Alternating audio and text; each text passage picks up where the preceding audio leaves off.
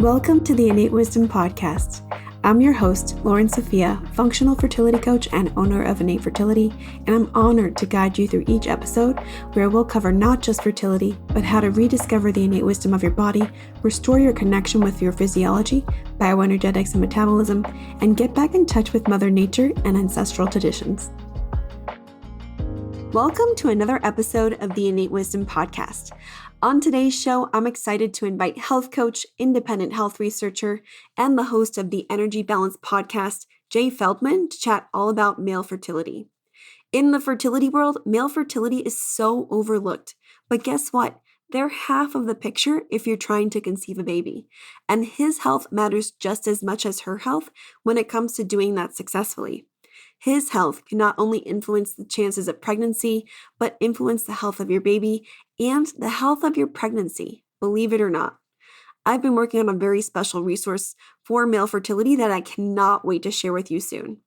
In the meantime, make sure to continue listening to hear my conversation with Jay, where we talk all about how to support male fertility through diet, nutrition, supplements, and lifestyle, but most of all, energy production. Enjoy the show. Today I have the amazing Jay Feldman. Welcome, Jay. I'm so excited to have you on the podcast. Welcome to the Innate Wisdom Podcast. How are you doing today? Yeah, thanks so much for having me. I'm doing well. Glad to see it. Glad to hear it. For those of you that are just listening, Jay has an amazing background. The house he's staying at is just beautiful and it has mosaic. So definitely take a look on the YouTube if you can. Yeah, we really lucked out finding this spot. It's beautiful. Well, I love to start out by kind of getting background on what kind of led you to where you are today. And so would you mind sharing with the audience this sort of journey that led you to what you're doing today? Yeah, of course. So my interest in health started early on. I was in my early teens and focused on fitness. And of course, as a byproduct of that, nutrition became important. And so that started things off. And as it grew and became something I became passionate about, and as I learned more and more, I decided that I wanted to be able to help people improve their health. And so I was pre-med in college and plan was to become a doctor. And, a little ways into that education, I realized that that system isn't built toward supporting people's health, or it isn't built toward improving health. It isn't built toward resolving issues, but rather just managing symptoms. And that wasn't something I was interested in. So I switched gears a little bit and decided to work with people and help people improve their health in other ways. So I do health coaching and I have a podcast and do independent research, write articles and things like that. And with the goal of helping people improve their health, work with people with all sorts of different chronic health conditions, men and women, and all sorts of things like that. And yeah, throughout that time, there were a number of different trials and errors, you could say, especially on myself. I mean, I was always looking to improve my own health. Again, whether we're talking fitness and body composition and building more muscle, but also improving various health issues I was dealing with that I think will be semi-related to what we'll talk about today. So we can dig into those. But that led to a number of trialing of different health modalities, low carb and fasting and vegetarianism and, whole spectrum. And until I landed in the bioenergetic view of health. And so I know we'll be discussing that as well. Yeah, I definitely want to touch on bioenergetics, but what an amazing pivot that is. Just to say you were going to become a doctor and decided not to. That is really quite the story. And I think kind of similarly, not quite to the depth that you went through, but when I was considering going back to school to learn about nutrition to support people, my story is I had gone through my own health issues and done a lot of experimentation and finally figured out nutrition and lifestyle could make such a big difference. And I didn't have to be on medications. And I thought I'd discovered gold. And so I wanted to help people implement this for themselves too. And I thought it was so important that there was so much better way. But I talked to a bunch of different people. One of them was a dietitian. My really good friend's mother was a dietitian. And I was like, I'm thinking about going back to school for nutrition. Should I become a dietitian? She was like, don't do it. She felt so restricted, I should say. And she felt that it was so bureaucratic and you had to abide by certain guidelines. And she felt like she really couldn't help people, even with this extremely profound education. So I get that. And I'm really grateful that I had that conversation because I went on a completely different path. I don't know that I'd be where I am today if it wasn't for her. Yeah, no, that was certainly a route I considered as well. I considered a number of different, naturopathic doctor, and PhD research and dietitian, but yeah, I ran into, it sounds like, some very similar ideas and reasons why that might not be the best way to actually be able to help people.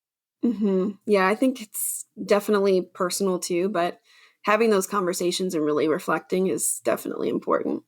But yeah, back to bioenergetics. So your work primarily focuses on this. And for the audience and for anyone who has no idea what that means, I'd love to hear your take on what bioenergetics is and why this frame of thinking and this approach can be so beneficial, not just for reproductive health, which is a really common topic on this podcast, but just vibrant health in general.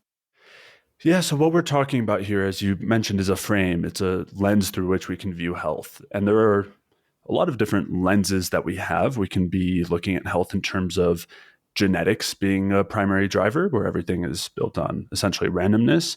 We can be looking at health in terms of more simplified ideas that animal products are bad and anything that includes animal products causes disease, and vice versa, that plants are bad. We have different ways of viewing health, and it's important to consider what scope we're using, what we're actually using to determine what it means to be healthy, and how we are going to fit different interventions that will come across into that lens. When we see a supplement, when we see a different diet or a food, or, we're talking about sunlight or exercise, what are we integrating that into? What's our general framework through which we're viewing health? Again, I've had some of the more conventional education, most of which centers on genetics being a driver. And that's a whole rabbit hole we don't need to get into. And then also came through low carb and vegetarianism, the whole spectrum there. But the bioenergetic view of health that I then came to really flipped everything on its head for me and made me realize how little I knew about how physiology worked, and also allowed me to recognize that so much of what's being spoken about in the alternative health world is extremely surface level and is just drawing kind of very basic associative ideas. And we're told the ideas get thrown around that insulin equals fat gain and fructose is like alcohol and it's a poison, and on and on. These things are all kind of spoken about as independent ideas as opposed to really some generalized larger framework of understanding that we can build on. And so the bioenergetic view is essentially coming down to the idea that the energy that we're producing inside the mitochondria of our cells is the determinant of our health. When those systems are working well, when we're efficiently producing a lot of energy, that leads to better health. And when we are not doing that, when we're unable to do that due to various reasons, that's going to lead to deterioration. It's going to lead to disease. And we see this play out in every disease process, whether we're talking fatty liver disease, we're talking diabetes, we're talking autoimmune issues, we're talking reproductive health. When we're not effectively producing energy, that's going to be a primary or the primary thing that's going to lead to those sorts of issues.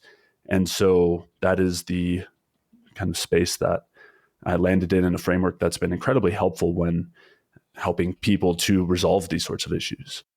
Thank you for that breakdown, Jay, of bioenergetics. I hope that makes sense for the audience. And when I think of energy production, I think of immediately mitochondria, and you mentioned this, but the mitochondria, for those of you who don't know, are the powerhouses of the cell. They produce energy in cells.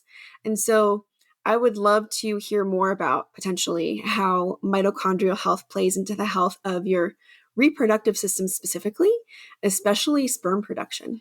So for one, when we're talking mitochondria, this is the central place where energy production occurs. And so when we're looking through this bioenergetic lens and trying to determine what sorts of things are going to support us or what's going wrong in certain disease states, this is a really helpful place to look, because this is where we're producing energy either very well or not very well. And so there is a direct tie here when we're talking about male reproductive hormones, male reproductive health, and including sperm production. And I will kind of draw some of those links. But right before I do that, I just want to zoom out for a moment, because when we're thinking reproductive health, this is something that, of course, is essential to us as a species, but also is incredibly energy intensive for both the male and female side. And so our bodies have been tuned to regulate the reproductive status based on the energetic availability of the environment. So if we're in a really great environment, food is abundant, we've got lots of sunlight, we're able to rest, we're not overusing our bodies, we're not over exercising, those kinds of things. That is going to be a general state where it makes sense for us to be favoring a good reproductive status. Whereas if those things are not happening, and if we think about this maybe a little bit more historically as opposed to now, but if we're dealing with famine, if we're not getting enough food, if there's general starvation or fasting going on, if there isn't good quality food, if we are needing to move a lot without resting and without getting that nutrition in, those are all going to be things that indicate that our environment isn't great right now. And this isn't a time when we would want to favor reproduction. This isn't a time where it makes sense to try to bring another human into this situation because of how energy intensive that is and how taxing it can be. So with that in mind, the energetic availability of the environment translates into or affects how much energy we're producing on a cellular level. And that tells our body whether or not we want to be favoring things like reproduction. And so that's really key, because when we then go and look at the things that affect, let's say, testosterone production or sperm quality, they're all going to tie in with these sorts of signals. And it's basically a question of, is our body interpreting that we're in a really good supportive environment, or is it interpreting instead that we're in an extremely stressful environment where we wouldn't want to favor reproduction? And so that's a really helpful lens to keep in mind. And we see that play out every step of the way. So when we're in a more stressful environment, we tend to have higher stress hormones. Most people think of cortisol when they're thinking stress hormones, and it also includes hormones like adrenaline and glucagon. And we're going to have lower pro-metabolic hormones, lower hormones that keep our metabolism high and that are produced in a good supportive environment. And that's going to be the thyroid hormones. It's also going to be reproductive hormones like testosterone on the male side, progesterone on the female side. And so we can then see the relationship between these sorts of hormonal states and the energetic state and reproductive health at every step. And so when we're looking kind of in this broader context, when we don't have the energy being produced, let's say we just don't eat for a day, our energy production goes down, our stress hormones go up. And if this sort of thing continues, it'll decrease testosterone, it'll decrease thyroid hormones. These are all the things that are going to regulate reproduction. So when our thyroid hormones are low, that's going to reduce the amount of testosterone we produce in the first place. And that's going to be essential for reproductive health, maintaining muscle mass, all the secondary male characteristics, but also sperm production. So that's one side of things. And on the other side, when we have a lot of stress hormones, that's going to additionally impair thyroid hormone activity and testosterone production and lead to that same state. So we've got this hormonal regulation here that is, again, biologically consistent, that is telling us, hey, when we're not in a good environment, that's going to lead to a worse reproductive state. And if we then zoom in on what's actually going on, let's say in the testes where we're producing sperm or we're producing testosterone, we see the same thing. So if we're not producing energy very well in that place, like the mitochondria in those cells aren't working well, we're not going to produce very much testosterone. That's going to directly impair testosterone production from the Leydig cells in the testes, which is where it's produced. And at the same time, if we're seeing a lot of oxidative stress in that situation, a lot of inflammation, that's also going to impair testosterone production. And then we see that same thing when it comes to actual sperm production too. It's all regulated by those same mechanisms. So when we are having a lot of stress hormones, that reduces the activity of the Sertoli cells. These are the cells in the testes that maintain good sperm quality and help basically the sperm develop. And so that's not going to happen effectively when we have a lot of cortisol. Same type of thing will happen in low thyroid and low testosterone states, is we're not going to have proper sperm development, and we're not even going to have the signals to produce sperm, because that's also going to depend on things like testosterone and also FSH, which is one of the hormones that basically regulates sperm production and sperm quality. Absolutely. And I think it's a great time to kind of like step back and just remind everyone that I think when we think of fertility, we think of it as like this compartmentalized aspect of our being. And in reality, just like Jay has described, it's really part of our overall health. It's part of our overall function that is affected by the environment that we live in and the inputs that we are giving ourselves. And when we have fertility issues, it's really important to not just think about, oh, I have poor sperm quality. What supplement can I take to improve sperm quality, for example? Or I have low testosterone. Should I take testosterone replacement? Like, it's really easy to think about things as like, oh, I have a deficiency. Let me just take this. But in reality, you won't be solving much if you're just looking at it that way. And I think what Jay has described is that you have to really kind of step back and look at the overall sort of mechanism going on and really take an eagle's eye view, bird's eye view of what's actually happening. Are you also stressed? Are you eating enough? Are you having a fight with your partner that's been going on for a long time? Are you in a toxic relationship? Are you getting exposed to chemicals in your water? Stuff like that. There's so many things that could possibly be adding to the overall sort of environmental. And when I say environmental, it's not just like nature or natural. It's really the overall ecosystem that you live in and how that's possibly affecting your fertility, which is sort of the way it's manifesting this stress rather than necessarily the actual issue. So that's what I've interpreted, and really also very much in line with what I preach as well. But would you say I did that a little bit of justice there? Yeah, absolutely. I think there's two really important points that you made. So one is that fertility and reproductive state is a symptom, right? This is a symptom of our general body state. This is not a root cause. This is not something that is separate from everything else. It's not independent from your liver health, your brain health, or anything like that. And that's that second point, is that these things are all directly interrelated. So if you're in an insulin resistant state, like you're not using carbohydrates well, if you're exposed to a lot of environmental toxins, on and on, not only do these things affect brain function and digestion and your liver health and kidney health and all of that, your vascular system, I mean, just on and on, but also it's going to affect your fertility, your reproductive health. These things all go hand in hand.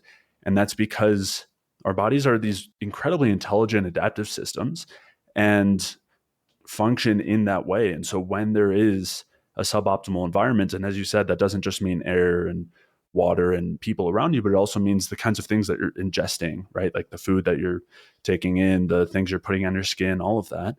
When that's not favorable, your body's going to adapt in a systemic way. And this is just a result of that. Issues with reproductive health, low testosterone, poor sperm quality, lack of sperm production, these are just effects of that state. These aren't independent things. In the vast majority of cases, we're not looking to some surgical intervention. We're not just looking to replace some hormone that's deficient. We're not looking for the magic supplement that fixes this, but rather we want to look deeper and figure out what's leading to low testosterone in the first place, what's leading to poor sperm quality in the first place. And that's where we get not only an answer that leads to a good solution that actually gets our testosterone up and our sperm quality back, but also something that helps our overall health and comes along with a general improvement in how we feel in every way, as well as on a long-term basis, right? As opposed to some sort of short-term fix. Yeah. Yes. Instead of spot treating or trying to, which is basically almost impossible most of the time. You have to treat the whole being, and that really gets you so much further than just trying to go down rabbit holes and chasing your tail. So thank you for that, Jay. I really appreciate that. And I think on the topic of inputs, diet is one of them. So I'd love to expand on this a little bit more. There is a lot of emphasis around intermittent fasting and caloric restriction to increase testosterone production. There are some influencers or scientists that swear by it. And a lot of the time, these diets are promoted especially to males because they're quote unquote more resilient than females. And I would love if you could expand on the realities of this. Are they really more resilient too? Just can you give us the down low of everything? Yeah, definitely. And so the first place here, again, just like we're saying, let's not treat these as some independent pathways or some independent interventions, but rather let's plug them into our larger picture of what is this doing on that energetic level in terms of ATP production inside of each cell? What is this going to do to our stress hormones and all of that? And so when it comes to calorie restriction, essentially what we're saying is eating less than we need to be consuming. And that is a mild form of starvation, mild form of fasting. Essentially, we're just reducing the amount of fuel coming in and we're taking in less fuel than we need. Inherently, just in the most basic way, that is going to induce a stressful state. And the whole point of stress is for our body to say, this is not optimal. This is not ideal for us. And that is exactly what would happen, or what does happen, in response to something like calorie restriction. And you mentioned intermittent fasting. And of course, that goes hand in hand. Same idea, where we're going for a period of time without eating, and that triggers the exact same stress pathways.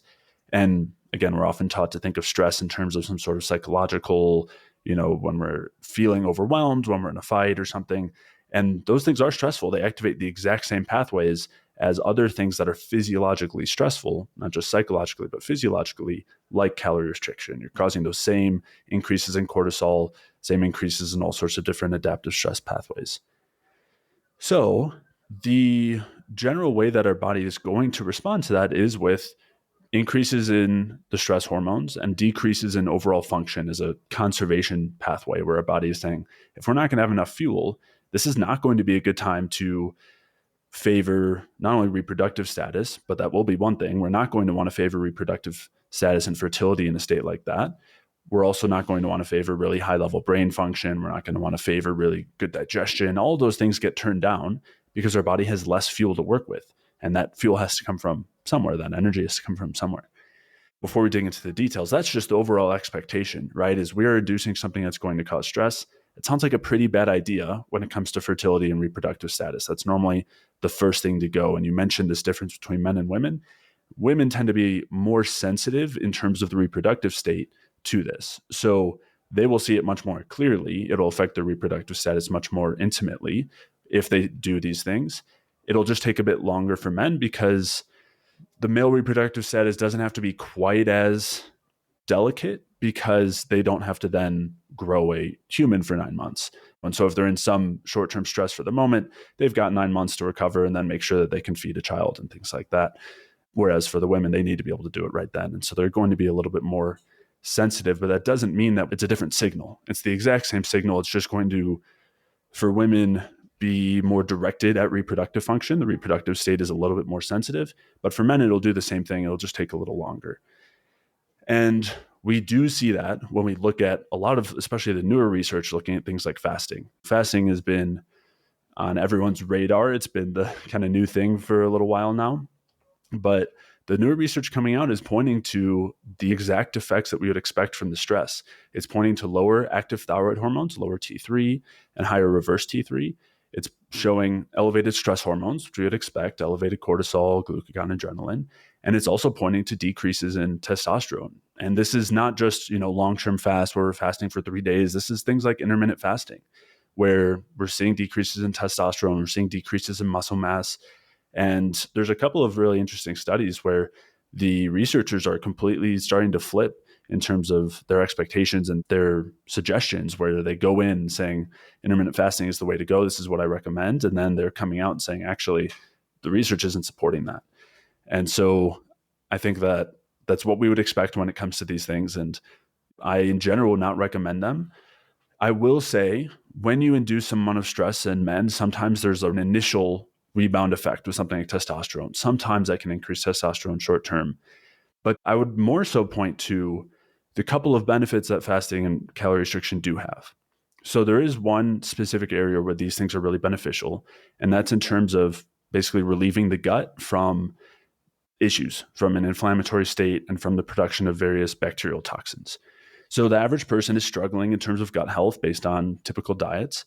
And what that means is that there's a lot of harmful bacteria that grow in the intestines, and those produce a lot of bacterial toxins. And one of the most noteworthy is called endotoxin. Endotoxin directly causes systemic inflammation throughout your entire body. It causes intestinal permeability, so it absorbs through your intestines, causes fatty liver, and also directly impairs things like testosterone. We see those pretty direct connections. It also increases the activity of the enzyme aromatase, which causes the testosterone you do have to be converted to estrogen. So overall, endotoxin and fertility are basically at odds. And one benefit of intermittent fasting and calorie restriction is it lowers this burden on the gut and lowers endotoxin. That's great, but the alternative, I would say, is that you can achieve that same benefit without the stress and without the long-term detriments of things like fasting and calorie restriction. So you don't have to have the stress that causes low thyroid and low testosterone and reduced sperm production and everything. You can fix the gut, so to speak, and reduce the endotoxin without doing those things. And I think that makes a lot more sense. Yeah. That's a great point. I always kind of like think of this analogy when I think of how intermittent fasting and caloric restriction might relieve gut irritation, inflammation, because you're removing the problem, but you're not fixing the piping, the dysfunction in the first place. So, of course, if you have a leak in your house, there will be mold growing and you might start to feel sick after it, after a while. Sure, you could shut off the water to stop the mold from continuing to grow, but then you can't use the water and you're stuck in a house that you can't fully utilize. So I kind of think of it in that way. You're trading one thing for another. You're still not achieving optimal utilization of your body, of your digestive system by just avoiding these things. You really need to take some time to fix the problem versus just removing, the irritation that's the symptom of the actual dysfunction. There's a very similar example or analogy that I use just talking about stress overall. It's cold outside. Let's say we don't have any central heating in our house, so we have a little fire. And when we're not getting enough firewood, then we need to still build that fire. So we start to tear down parts of the house, use those for the fire. And it works for a period of time until it doesn't, and you don't have a functional house anymore. And that's essentially what we're doing when we're creating stress is, again, we're running on some backup pathway that's only going to last so long until we start to see that cost, that deterioration. It doesn't exactly get to the endotoxin piece, but similar analogy. That's a really good analogy, though, in terms of like, especially intermittent fasting and caloric restriction. I think it's really important to think about the adaptation that you're going for and the short-term and long-term consequences of what you're doing. Because sure, it might be really exciting and quote unquote sexy to see, oh, my testosterone can increase temporarily, or just kind of try to read between the lines and think further, because you'll get promoted these articles. You'll see these news headlines like, this type of diet is good for this, or intermittent fasting is good for this. But usually they're only focusing on a short amount of time. And I think it's really important to think about understanding physiology and bioenergetics. What are the repercussions of that long term? And how long is this effect really going to last? And I think that you make a great point. And I do agree, females are much more sensitive to caloric restriction because of their cycles. Men are on a 24-hour cycle, women are on a monthly cycle, and it's so sophisticated. And hormones are so different from day to day, hour to hour. So it completely makes sense that they'd be so much more sensitive to it. But I wanted to share that I have tracked labs for men in my practice as far as fertility. And those that intermittent fast, they come to me not believing it's their diet, not believing it's the intermittent fasting that was causing their low testosterone, their issues getting pregnant. They're hypothyroid and their testosterone is low, very low. So sometimes just looking at their testosterone levels is just enough to get them to start to make that connection. And okay, what I'm doing is not working, because no man wants to have low testosterone. So I've seen exactly what you're saying in practice too. And I do see that coming more out in the research as well, where they're starting to question and actually kind of say, okay, intermittent fasting does lower testosterone. It's not really recommended for that long. So I really appreciate you sharing that.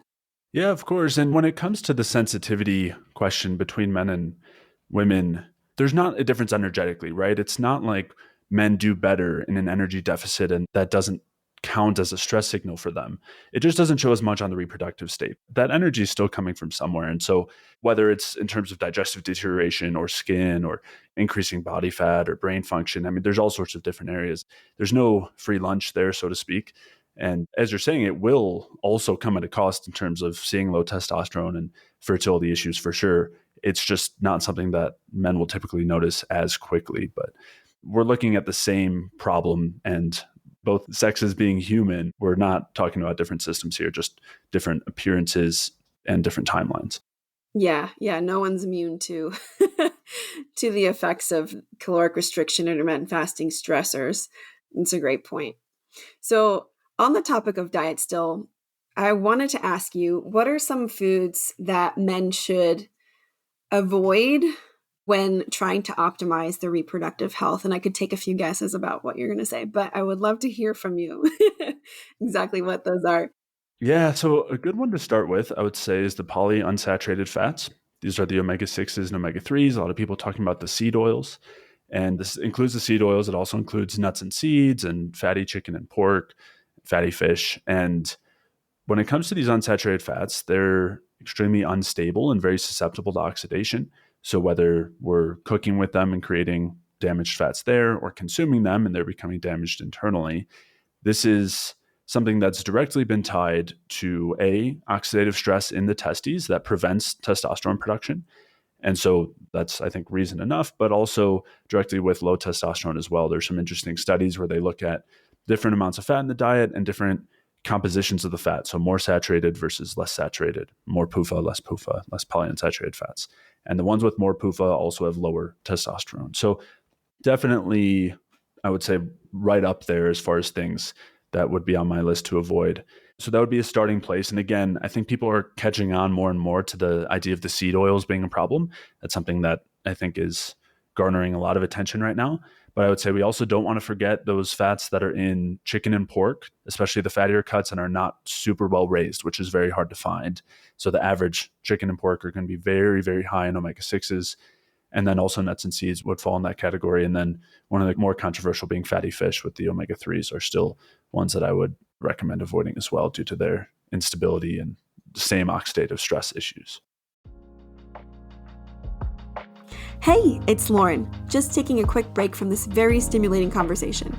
If you want to learn more about how to support testosterone production, sperm quality, sperm count, sperm motility, and sperm morphology, make sure to check out my free guide, fittingly called the Sperm Booster Manual. A link to this and all my other freebies and resources are linked in the show notes. And if you're loving the show, don't forget to leave a review. Now back to the episode. I just want to pause here for a second and talk about, just in case the audience doesn't quite understand the oxidative stress or oxidation aspect of these fats. So there are a couple of types of fats, and each food will have a different ratio of the amount of these types of fats. There's 3 types: saturated, monounsaturated, and polyunsaturated, with saturated being the most stable and polyunsaturated being the least stable. And by least stable, it means it can be denatured by light, heat, and oxygen. So what Jay is talking about, and feel free to take it from here, these foods have a much higher ratio of these polyunsaturated fats that oxidize very easily. And then these fats create oxidative stress, free radicals, things that aren't really friendly to sperm quality and to mitochondrial health. But feel free to add or correct me any way you would like. Yeah, so in general, when we're talking oxidative stress, when we're thinking of kind of two sides of the coin, on one side we have a high energy state, lots of ATP, good energy, high thyroid, high testosterone, good sperm production and quality. On the other side, we have the stress state where we're not producing energy well. We've got a lot of high stress hormones. We're not producing a lot of thyroid hormones, those kinds of things. And so in that latter state where things aren't working so well, our mitochondria don't produce energy very efficiently, and they produce on their own, even forget the unsaturated fats, they will produce on their own a lot of oxidative agents, so to speak, reactive oxygen species. And these, as you mentioned, involve free radicals and are essentially very unstable reactive molecules that directly cause damage to the structure of our cells. And they act as a signal that things aren't right. They cause inflammation. Essentially, again, talking big picture and bigger biological scope, these are things that are just telling us like, hey, we're not in a very good state right now. This is not a state where we want to be kind of expanding, favoring reproduction or anything like that, but rather we need to work on healing things up and conserving energy and fixing this inflammation. And so the polyunsaturated fats fit into there. As you were saying, they're much less stable than the monounsaturated and saturated counterparts. And they alone will dramatically increase the amount of damage that's going on because they'll interact with the energy producing systems. They get built into the mitochondria. And that's one area where you're going to see a lot of issues in terms of the oxidative stress. it creates what are called lipid peroxides, which are essentially damaged fats that amplify this process dramatically. And so, yeah, they're going to amplify that signal of things not being in a good state. And that's going to also go along with low testosterone production or lack of testosterone production and poor sperm quality and things like that. Yeah. And you might see atherosclerosis or high hemoglobin A1C, so glycation. You might see high cholesterol. It all kind of triggers this cascade of metabolic changes that can show up that way on your labs, that can show up in effect with low sperm quality, that can show up with other inflammatory markers being high. So this is like a really low-hanging way to kind of reduce that and optimize the antioxidation and the optimal quality of your sperm, because these seed oils, they're very cheap. You can find them at the supermarket, literally anything that is in a plastic clear bottle at the bottom of the shelf. Definitely no, but also just keep in mind that polyunsaturated fatty acids are chemically the same and they can cause the same effect. So really try to incorporate more of the stable fats as much as you can. And that could involve, cooking at home more, eating out less, but it's not about like depriving yourself of these things if you really enjoy them. It's just about making more strategic choices and prioritizing, especially around the time that you're trying to conceive, more of the high quality foods and fat, especially. Yeah, totally. And so, as you were alluding to, that can involve cooking with much more stable fats, coconut oil, butter, ghee, tallow. You can use some olive oil and avocado oil as well. Those are much more stable than the seed oils, even if they're not quite as stable as some of those more saturated fats. So, just making those easy swaps when you're cooking, that alone will go a long way. As you were saying, pretty much any food at a restaurant is going to be cooked in the vegetable oils, the seed oils, the high PUFA oils. And so, reducing that will help. Reducing the food choices that involve a lot of that, like fried foods, will help even more. So yeah, everyone's got to find that balance. But I think importantly as well is recognizing the difference between thinking these things are healthy and trying to incorporate them versus looking at it the other way. And especially when it comes to things like the nuts and seeds, fatty chicken and pork, and the fatty fish, those are, I think, more so looked at in the category of potentially healthy. And so shifting away from those in terms of the foods that you're choosing, I think can help as well. And there's always exceptions when it comes to nuts and seeds. I mean, macadamia nuts are very, very low in polyunsaturated fats. Coconut is fine as well, very saturated. So there's still some things that fit in that category, but the almonds and the walnuts and things that are often even recommended for fertility and reproductive health are things I'd be careful of. Mm-hmm. Great points. I interrupted you as you wanted to continue down the list. So feel free to share additional foods that maybe men should avoid when trying to conceive and optimize their reproductive health. Yeah, so I think one that nearly everyone agrees on, but is definitely worth mentioning, is alcohol, as far as something that will increase the endotoxin we were talking about earlier. That's actually one of the main ways it causes fatty liver, is by just increasing endotoxin, not even its direct effects in the liver. Also increasing estrogen, or increasing the conversion from testosterone to estrogen by increasing aromatase. I mean, alcohol's got numerous issues associated with it, and I think that's worth highlighting when it comes to male hormonal health for sure, and really anyone's health. And when you're looking at any health outcome, I think reducing alcohol is generally a pretty good idea. So that's one I would throw in there. Another one that's maybe, again, more specific to the reproductive side of things is being very careful of phytoestrogens in foods. So soy in particular is really well known for this, but many whole grains and other beans and legumes will also be high in these phytoestrogens. And so I would generally recommend leaning away from those. Definitely as a protein source, we're way better off with animal protein sources that are not going to contain those phytoestrogens that will act like estrogen in the body. Definitely not something that's ideal. And yeah, leaning away from things like the grains and beans and legumes, which I think in mainstream are, again, often things that are recommended when it comes to reproductive health. Mm-hmm. Yeah, those are great things to keep in mind, especially soy. I also want to mention on that topic flax, which is even more estrogenic than soy. And it's also touted as this like amazing fibrous thing you should add to all your smoothies. And so, just an FYI, that's another one to watch out for, flaxseed. And to be quite honest, something that's really funny, I have grown up painting my whole life, but kind of like as a hobby. And only until maybe 5, 10 years ago did I actually realize that the linseed oil that I use to clean my brushes is flax oil. And so that just goes to show you how funny these things that we used to utilize for almost industrial purposes have made their way into our food system and being touted as health foods, which is to me kind of funny. Yeah, a lot of the healthy oils started off first industrially as, waste products that could be used for industrial purposes, including things like the flaxseed oil and fish oil as well, and then became animal feed because they're really effective at fattening animals. And then, the even shinier outcome is recognizing that they could be sold for considerably higher prices to humans under the guise of being healthy. I think it's always helpful to keep that context in mind and the history of these things in mind. It always helps to inform how we got to the place we are and helps us question things. And so I would say we generally don't want to be adding tablespoons of seeds to our smoothies. The flax, the hemp, all of those not only are very high in the polyunsaturated fats, but as you were saying, are also very high in phytoestrogens. And yeah, fish oil falls in that category too with the polyunsaturated fats. Yeah, it's so interesting, the industry behind a lot of these health foods.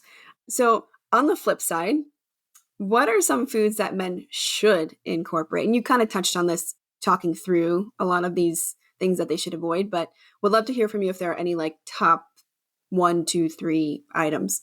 So I'll provide a quick list, but first I just wanted to mention when talking about things we want to include nutritionally that in most diet spheres, especially when talking about reproductive health, it's really not absolved of this. There is a real tendency to want to reduce fat and carbs, and there's a real tendency to want to maximize or increase protein.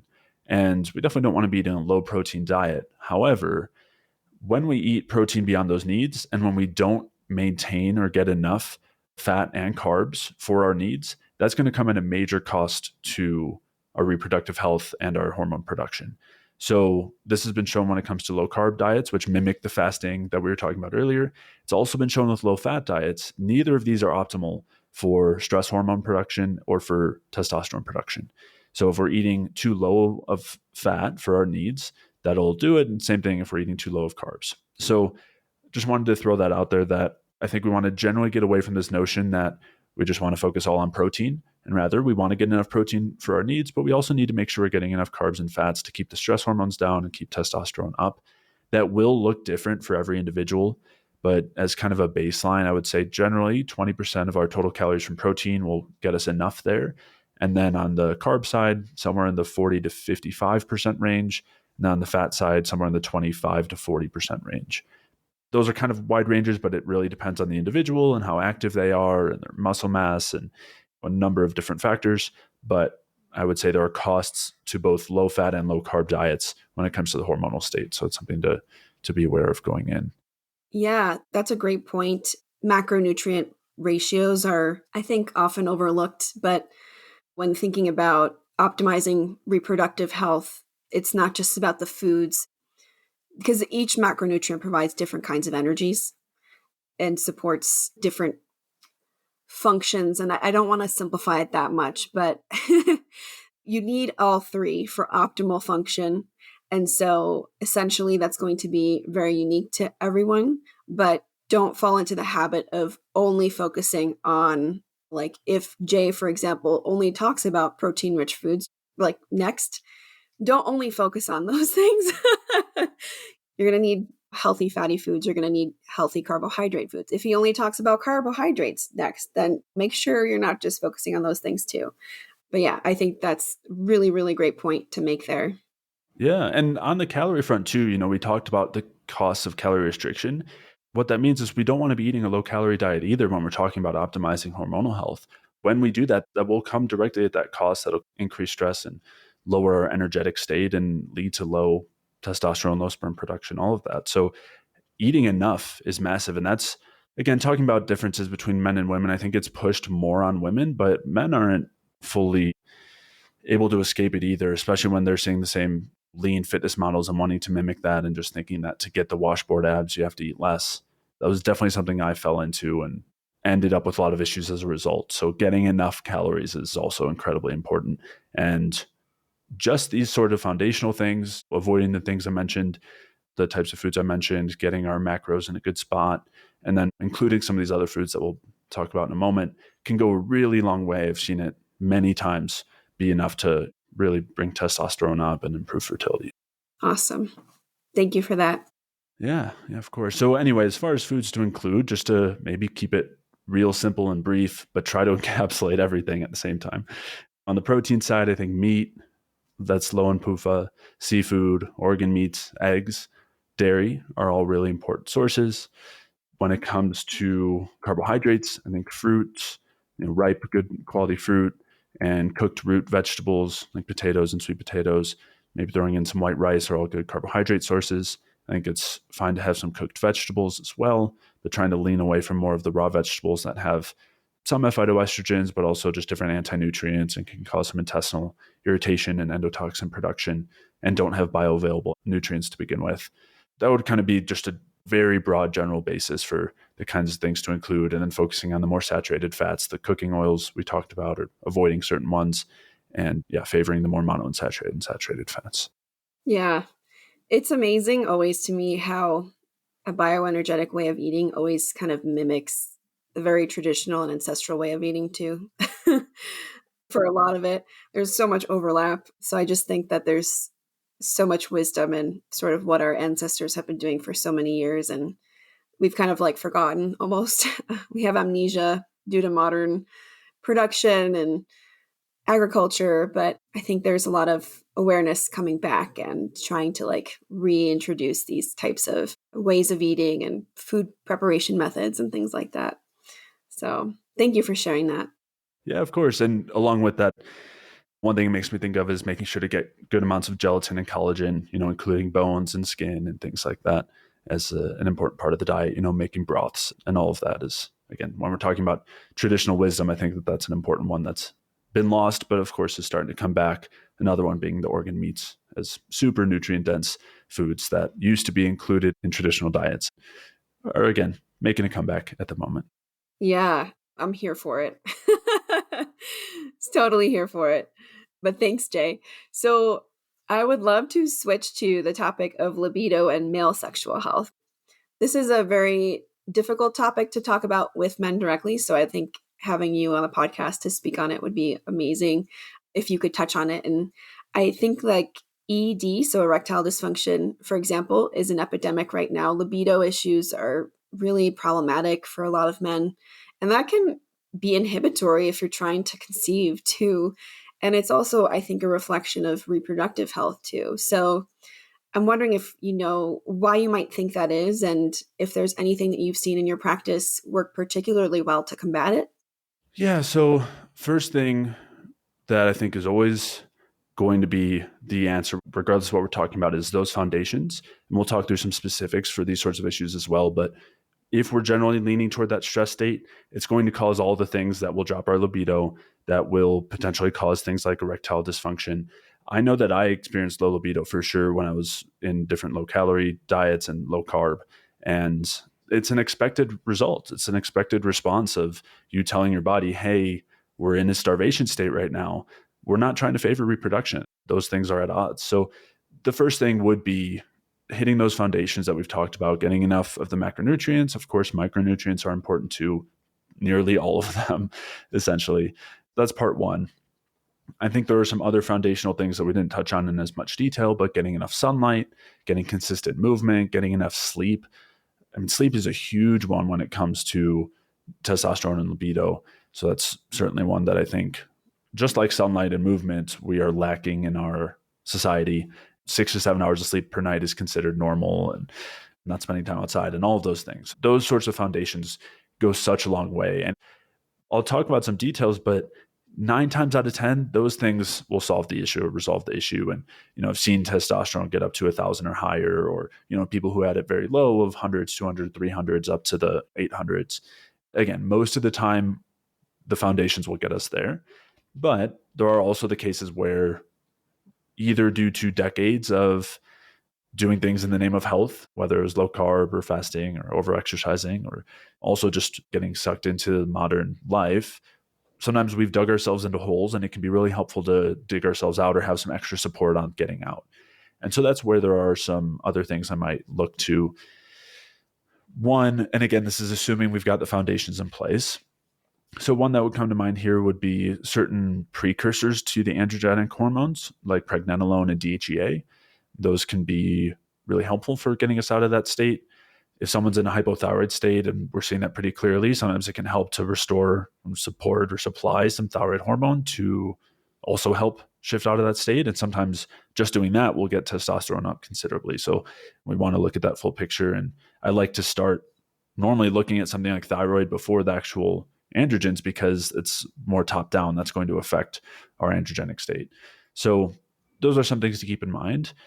But there are some other components here as well that in some ways are getting more recognition. I think there's a huge psychological component, and there are certain things going on in modern society that are not necessarily surprisingly affecting libido and sometimes contributing to erectile dysfunction. One of these is porn, which is, of course, a very new introduction in its modern form to the average person's life. And again, any of these could be their own topic and something we would talk about for a long time. But in short, I would just say that's something I would consider as a contributing factor here and try to shift away from if possible. Anxiety is a major epidemic right now as well. And that's in men and women, and without a doubt affects performance in the bedroom as well. So again, assuming we've addressed the physiology, I think there are extra things to consider here. But a lot of times when we're talking anxiety, that can improve dramatically just by sorting out, our nutrition and just by getting out in the sun and getting some good movement. But sometimes we want to look to extra things like journaling and meditation and all sorts of different techniques there that I think are worth considering. So that would be another point on the list to check off when it comes to these sorts of symptoms. There are also various other hormonal causes. So when we're talking anxiety, and then of course depression being a major one, we know that the primary medication or medications, the primary class of medications that's used for depression, it's the SSRIs. Those are pretty effective at lowering libido and contributing to erectile dysfunction. And that's because the serotonin that they increase, which I think can be helpful to consider as kind of like a numbing hibernation type hormone, is something that is not supportive of our reproductive state. And there's a lot of ways that we can make sure to keep serotonin at bay. And it comes back mostly to the fundamentals and keeping endotoxin low as one of the main things that increases serotonin.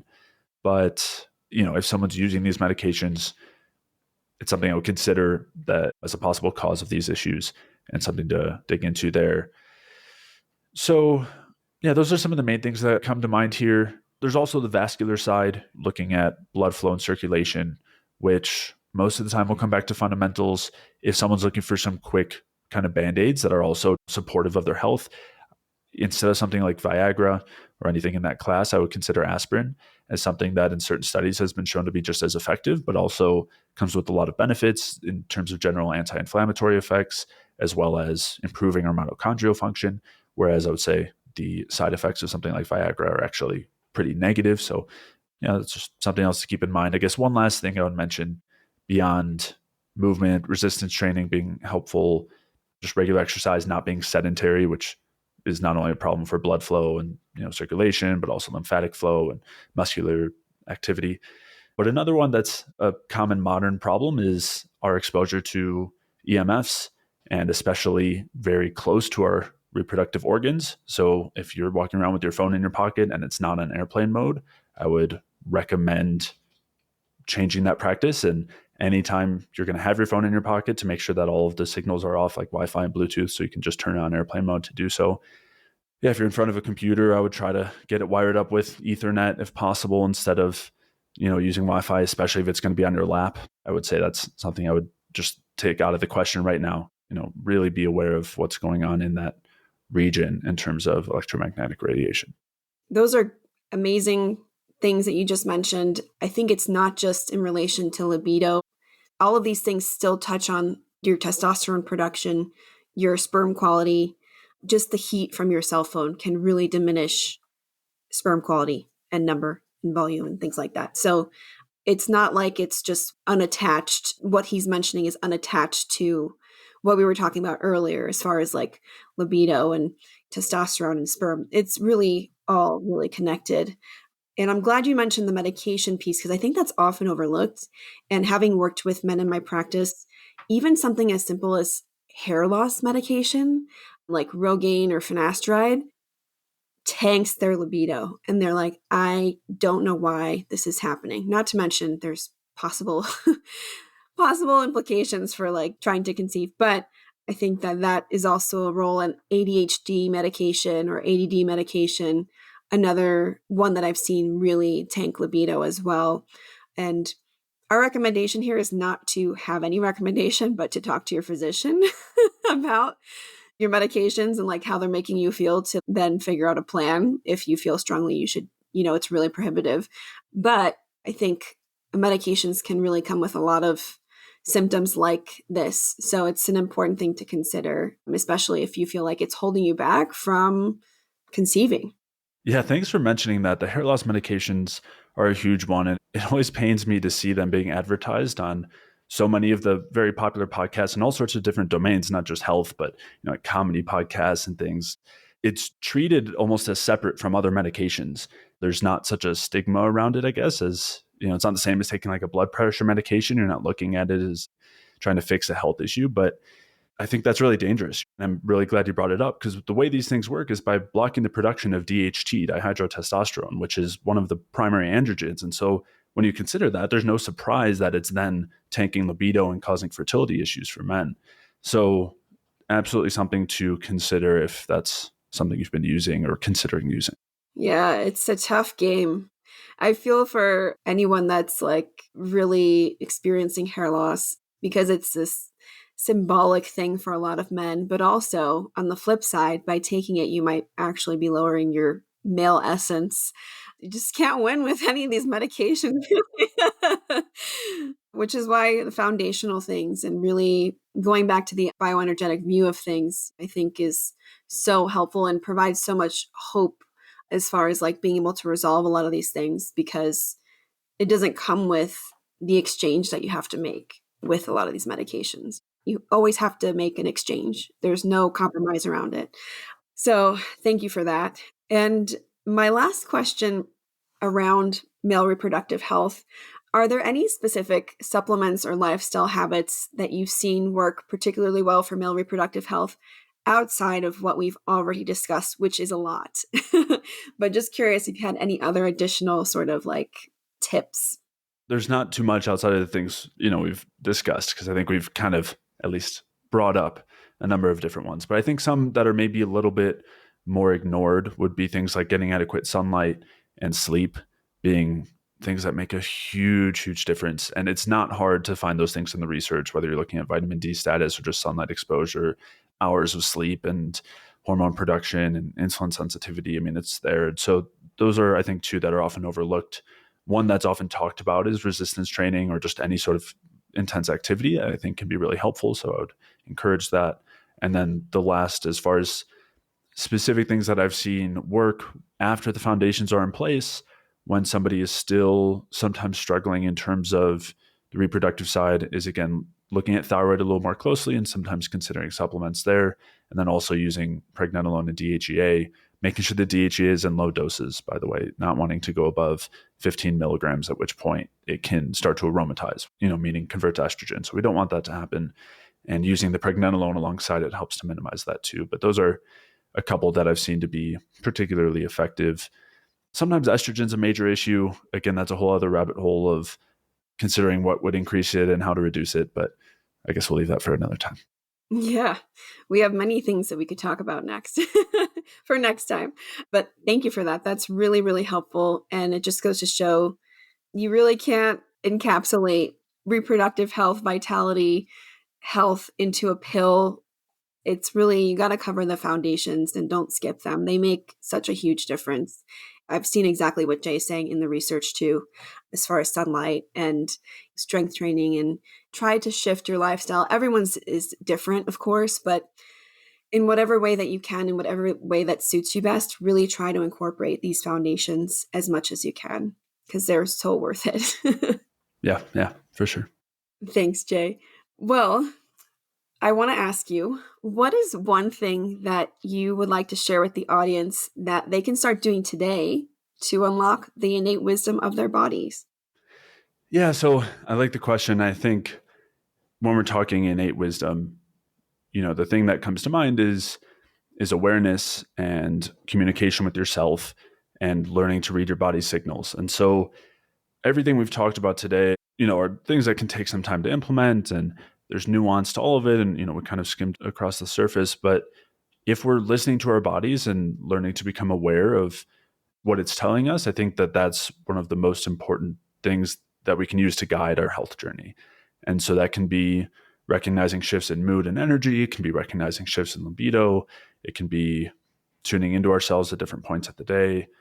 Something that I think especially men are taught to tune out of and push through any discomfort. But instead, I think it's actually helpful to tune into those things and recognize what that discomfort's telling us. And sometimes it means we should act in a certain way. Sometimes it doesn't. But I think that's a starting place for everybody. And when we can start to feel the differences in our blood sugar regulation or become aware of the differences in our digestion with different foods, I mean, those things will take us a really long way and help guide us more than any lab marker really could.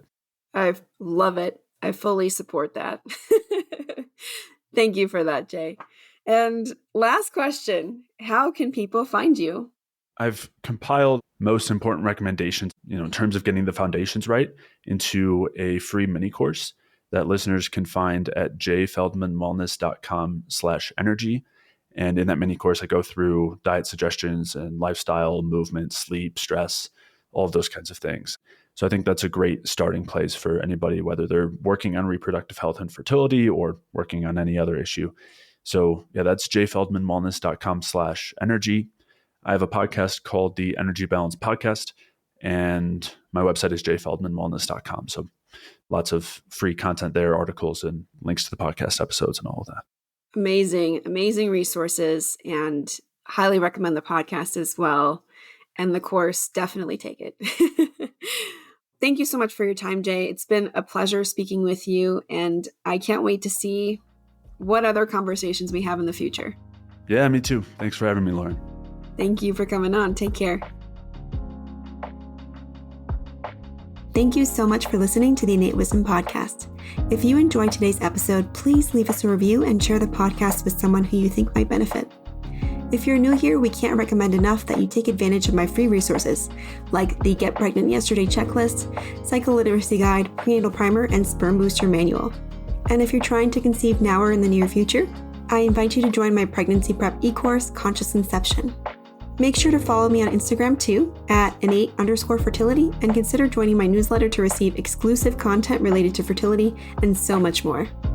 A friendly reminder, the content shared on this podcast is for informational purposes only and should not be a substitute for the advice provided by your doctor or other healthcare professional. It is not intended to be, nor does it constitute healthcare or medical advice.